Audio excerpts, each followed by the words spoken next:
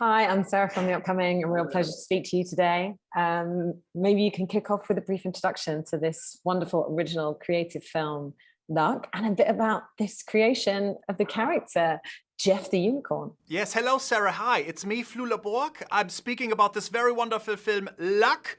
I play Jeff the Unicorn, a unicorn who has a very important job in the film. I won't give too many things away, but he's also a man, or I guess a unicorn, who enjoys much fun and connections with friends, and he makes new friends. And we learn about his love of his life. There's a lot of fun things happening. Watch this film, Apple TV Plus. What? And of course, you've worked across, I think, so many different types of, YouTube interviews. You've done films like Pitch Perfect 2, lots of comedy. What brought you to playing this character in this film? What was the appeal for you? Oh, well, I've never played, in my memory is terrible, that's number one. But number two, I've never played a unicorn that I can remember. So this was a very fun adventure for me. To prepare for this role, I purchased a horse mask, and then I also purchased one very large toilet paper roll and taped it to the horse head, and I would walk around shopping at Trader Joe's supermarkets for days, just to get comfortable with being a unicorn in real life. And then I realized that was very stupid, and then I just recorded the role in a booth like everyone else. So I guess you didn't have much chance to meet your fellow cast, but it must have been, quite an experience when you sort of finished seeing voices of, Whoopi Goldberg, Jane Fonda, Simon Pegg. What was it like, being involved in a project with all these incredible actors? Oh yes, you feel very lucky. Zero puns intended. Just kidding, very intended. To be able to be with these people you have known for many years. I've seen so many of these wonderful roles. Simon Pegg in all kinds of things. Shaun of the Dead, Mission Impossible. Whoopi Goldberg, Jane Fonda, the workout tapes. Hello, I purchased all of them. To finally be in something with all of them, this was just a wonderful joy.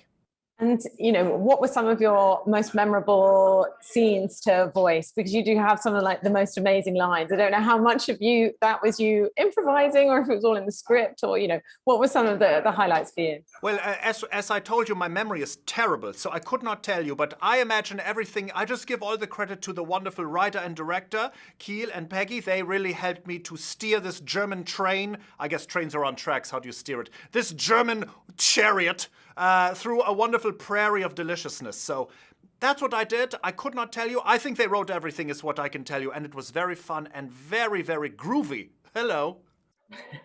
And what did you think in terms of just the intricacy and the imagination that's gone into the animation? When you saw the final film, did it blow you away? Absolutely. Just the concept is wonderful, but then to see this concept realized in a visual way, just the way the good and bad luck is being shared and spread, and I don't want to say too much, but very fun and just a delicious Thanksgiving dinner for my brain. Just an audio Thanksgiving dinner.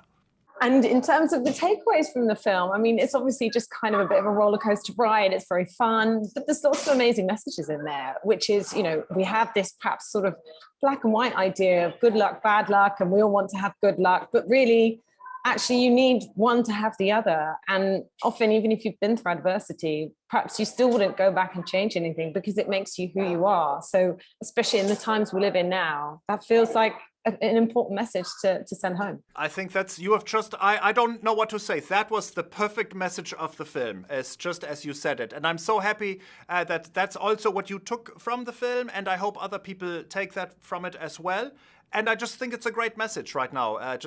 In the world, something like this is a wonderful thing to be reminded of. The thing that I was reading about as well in terms of the creators is that they really put a lot of thought into what ideas of luck are around the world, and there's all these very culturally specific ideas of luck, and sometimes they're contradictory, like whether a black cat is good luck or bad luck. So did you have any of your own ideas of what's lucky or superstitions, and did they change through being involved with the film? Well, one time I was going to an audition and I accidentally tripped and fell directly into a new pavement they were making. You know, the stuff where it's like still fresh. So I had my face in this and then I booked the job. So now I associate wet pavement trip on the faces as good luck.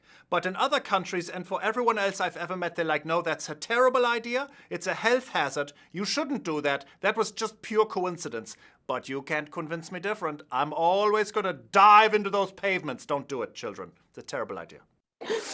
And even the look of your character, did you feel like, I mean, I don't know how much of it you saw before you had to voice it. Just the way it's done is just so hilarious. And I don't know whether you took much from that in terms of how you were going to enact the voice. Well, so I did some things before I saw the character, but then at this point when I saw it, it really did help me and was very enjoyable. But Peggy did a very great job of kind of getting what she needed performance-wise in an audio way. But then what you see is they film us too when we record. So I don't know if they used this to help with the animation. I doubt it. I'm sure they know better than me what's happening. I'm just happy to be in this. I'm excited.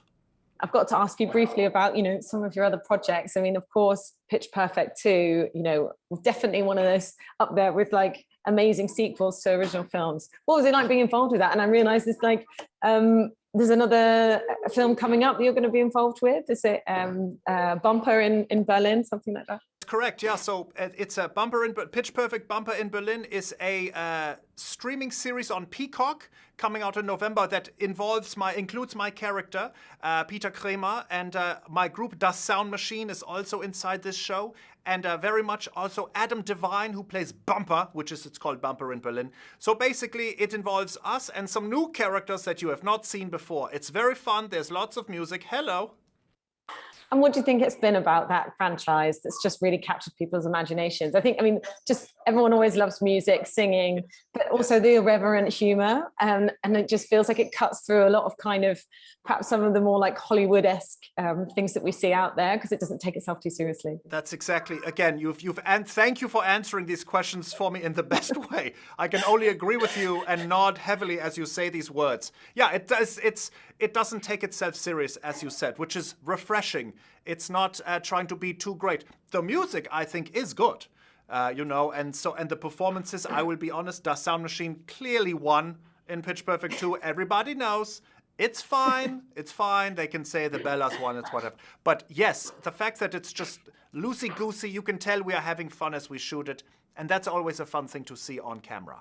And in terms of being a comedian and doing all these different kind of like, I guess, kind of more American films, do you feel like the British always like to pretend that we sort of have this very different sense of humor that no one else gets, but every country has its own sense of humor. I mean, do you feel it's different in Germany as the US, as Britain? How do you feel your comedy travels? Oh, I don't think it travels at all. I think it's stuck in a wheelless box somewhere in a storage unit in Topeka, Kansas.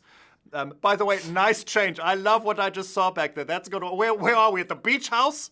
What's happening? Focus! I'm concentrating. You carry on. Unbelievable. This is just unacceptable. Was it a bathhouse? Is a sauna? Where are we? Is this a solarium?